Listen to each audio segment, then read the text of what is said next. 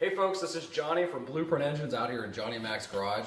And something a little different that you haven't seen yet. Obviously we've worked on my drag car before. I think you've seen the pre-runner Ram truck I have.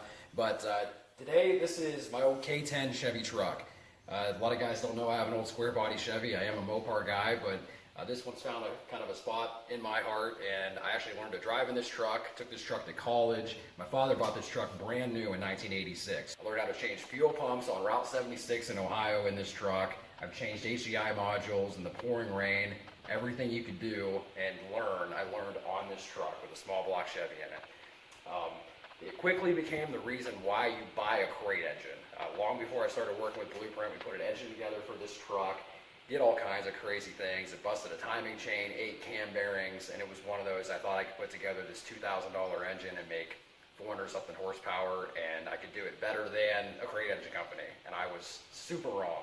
Should have just bought a BluePrint from the beginning and been done with it. So learned the hard way, but this is very similar to one of our 383-13 builds. Has about that same 430 horsepower, plenty of torque. Again, the truck has got a little rust now. It's showing its age, but with this engine in it, it does run really good. And one of the things we're going to do here is put one of our BluePrint front drives on it.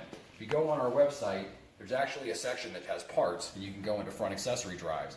And we actually sell front drives for engines. We partner with a company called CVF. They're a great company.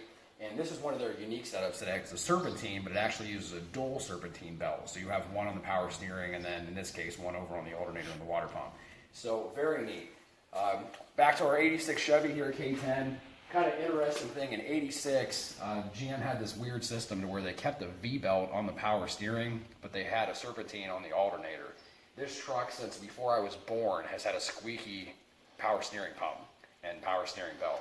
So we're going to fix that up. Get rid of the factory stuff, put on this cool serpentine kit. So we'll go ahead and get the radiator drained and do some of the stuff we need to do to get this bolted up, and we'll be back after that. So just a couple of quick tips. When you tear into one of these kits and get it all out, I like to set all the parts out on the boxes they came in. It's good to get an inventory and everything, but probably the worst thing you can do is pull all these out, throw them in a pile, and then you don't know where your brackets are, don't know what your instructions are. You end up missing bolts, all that kind of stuff. So set it out nice on a table, get it all, laid out so you can see what you've got and get a game plan going forward.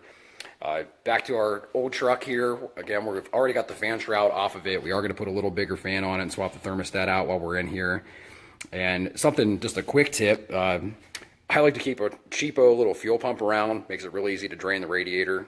So we'll get that drained out and be back in a minute. So here's where we sit right now. We've got the front of the engine pretty much stripped down.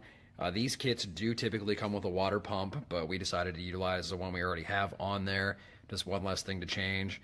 Everything is going pretty smooth. We do have a little bit of a fight on our hands with getting the pressure side power steering hose disconnected from the OEM pump, but that's on our 40-year-old truck, nothing to do with the kit. Other than that, we'll just keep trucking along here and getting her put on and going pretty smooth so far.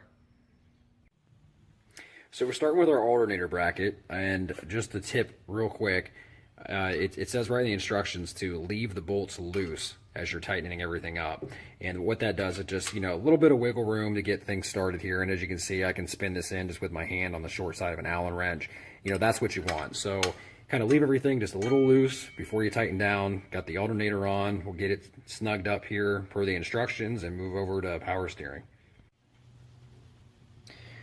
So here it sits, almost done. I got to wire up the alternator, which actually has a plug for the factory style connector, or it's one wire capable if you want to go that route. Power steering pump is in.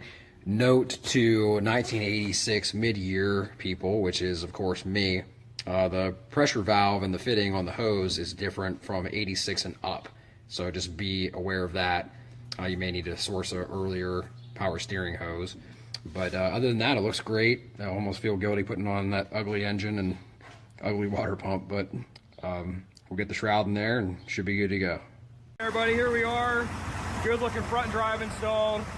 Almost feel bad hiding it with that factory fan shroud, but looks good. Everything's straight, lined up. Kit went on beautifully. All good to go. Alternator's charging at 14, so perfect there. Had to reroute a fuel filter, no big deal. But yeah, it looks great. Almost too pretty for a plow truck, but looks good.